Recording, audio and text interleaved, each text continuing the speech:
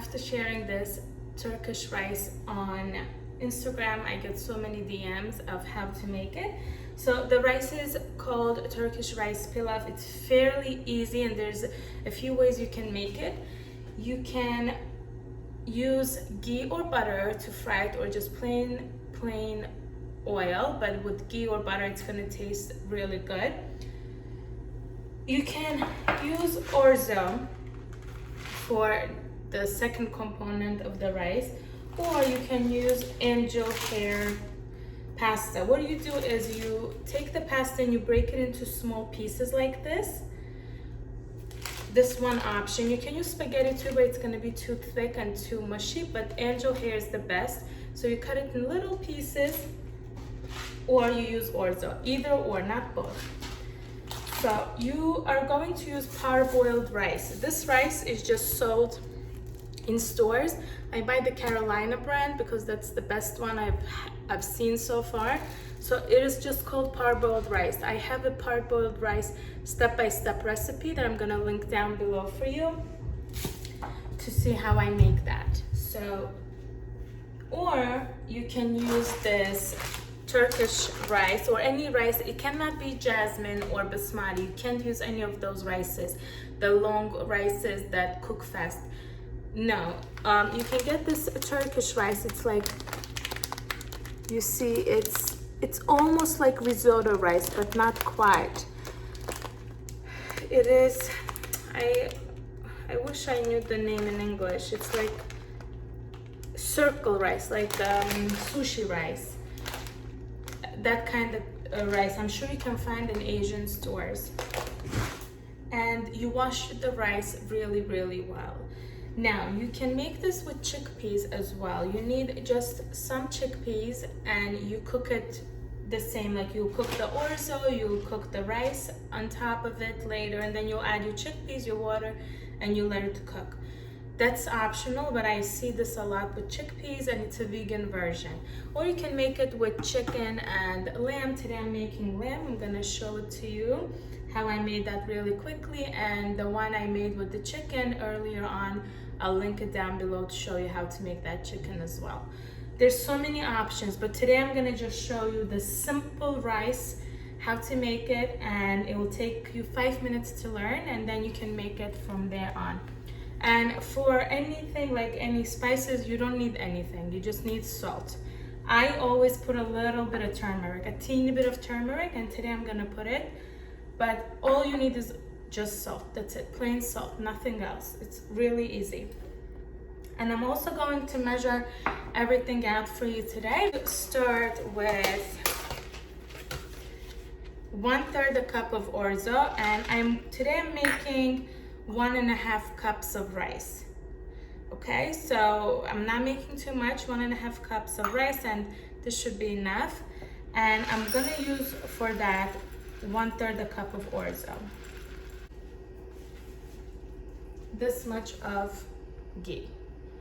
So let's say a huge heaping tablespoon of ghee, and that's enough for us. Maybe just a little more, a little bit more, didn't hurt nobody. So this is what I'm gonna do. I'm gonna put the camera on here because I want you to see the orzo browning and how I add the rice, but I'm still here, don't worry, and I'm gonna walk you through it one by one. Okay. Let me just do this, it's gonna take me a few minutes.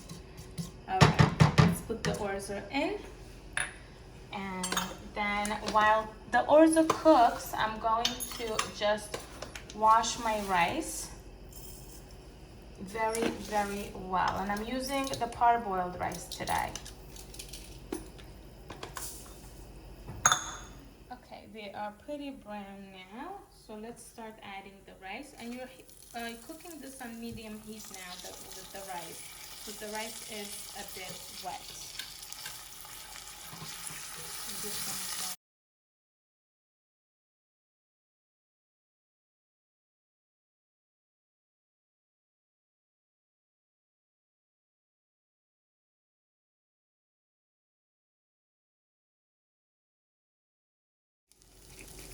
I'm now also going to add my turmeric, just a little bit. I like it, but it's completely optional. Don't put it if you don't want it.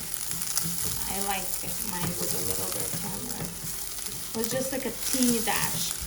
You see now how all of the rice is toasting. There is no more water in here, and the rice looks like it's just one by one. See, very, very nice. In a minute, we'll add the water. We'll cover it and just let it simmer.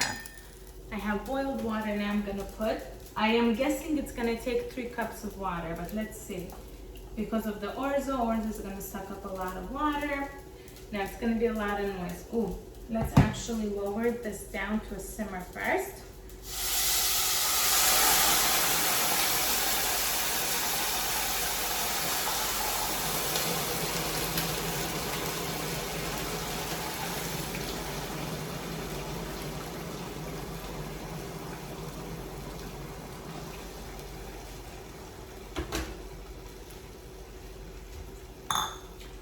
So the water is all in, your salt is in, your everything is beautiful, the color is beautiful. Now I put 3.5 cups of water. So let's see how it tastes. Teeny bit more salt. I knew the salt was not enough. Where's the salt? The salt wasn't enough. Gonna put a little more salt in. That's enough. And that's it. The salt is going. It's gorgeous, and we'll come back to it in a good 20 minutes. So it's 11:30, we'll come back to it at 11:50. You don't need to touch it. Just let it simmer now at a low simmer. And we'll start on the meat. Exactly 20 minutes on the dot for the rice. And you could see, look at that rice. Wow. That's your rice, guys. And it is done. It is beautiful, it is delicious. Oh my goodness.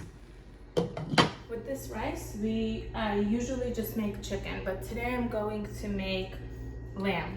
I asked the butcher for a nice piece of lamb, and he gave me this beautiful lamb shoulder.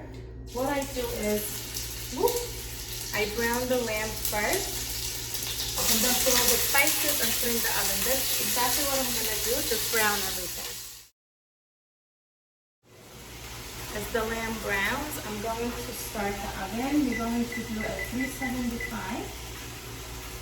Okay, and that will probably bake for a good 2 or 2.5 hours, so we'll see.